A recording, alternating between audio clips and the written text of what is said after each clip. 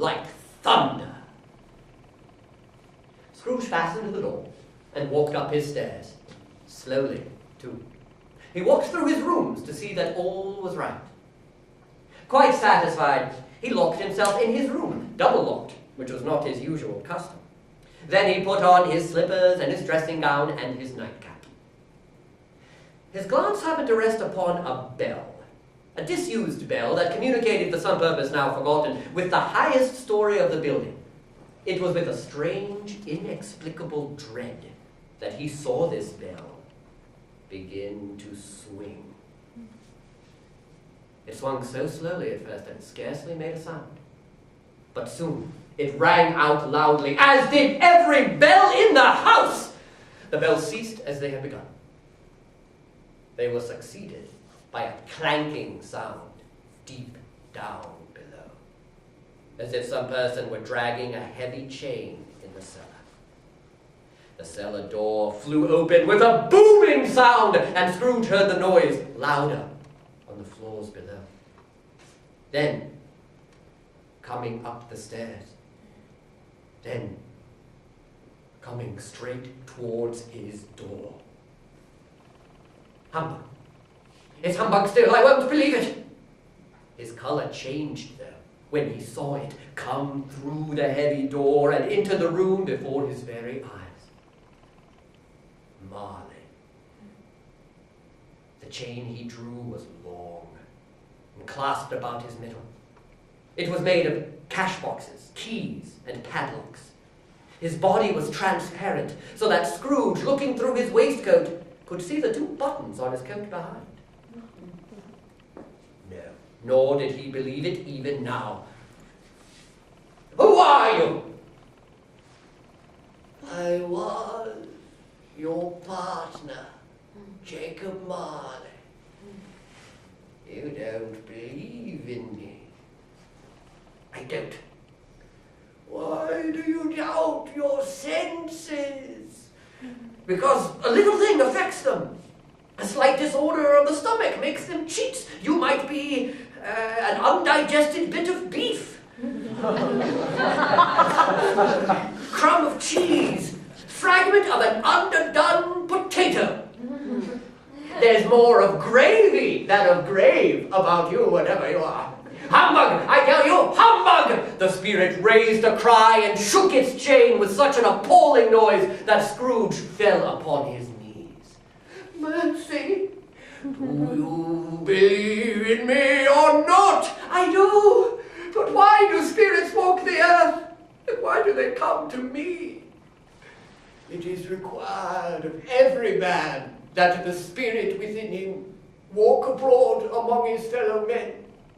And if that spirit goes not forth in life, it is condemned to do so after death, and witness what it cannot share, but might have shared. Again the spirit raised a cry and shook its chains.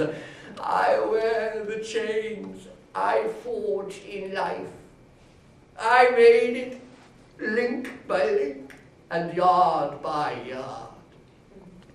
Is its pattern strange to you?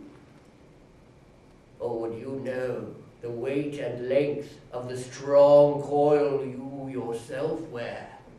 It was as long and heavy as this 7 Christmas Eves ago. You have labored on it since. Scrooge glanced about him on the floor in the expectation of finding himself surrounded by some 50 or 60 yards of iron cable, but there was nothing. In life, my spirit never roved beyond the narrow confines of our money-changing home.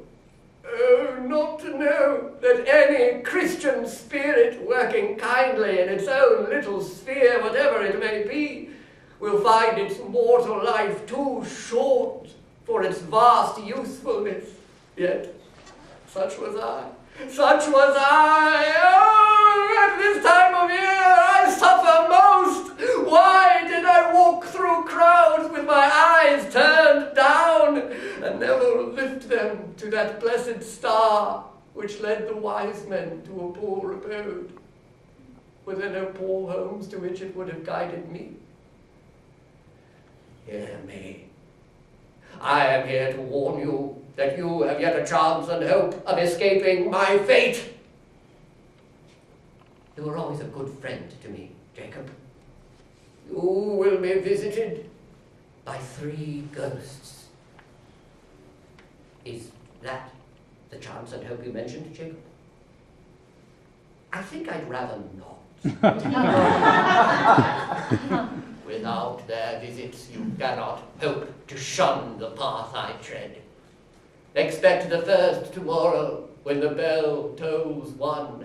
Couldn't I have them all at once and have it over, Jacob? Expect the second the next night, at the same hour. The third the next night, when the last stroke of 12 has ceased to vibrate.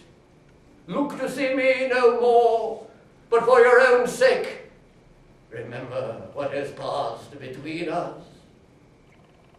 Marley faded, and the night became as it had been. Scrooge examined the door by which the ghost had entered. It was double locked. He tried to say humbug, but stopped at the first syllable. And being, whether from the emotion he had undergone or the lateness of the hour, much in need of repose, went straight to bed and fell asleep upon the instant.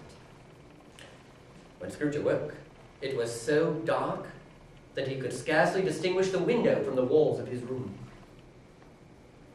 He thought it over and over and could make nothing of it. Then he remembered the ghost had predicted a visitation when the bell tolled 1. The hour bell sounded with a deep, melancholy 1. Light streamed up in the room instantly. It was a strange figure, like a child, yet not so like a child as like an old man reduced to a child's proportions. Its long hair, which hung down its back, was white, as if with age, yet its face had not a wrinkle in it.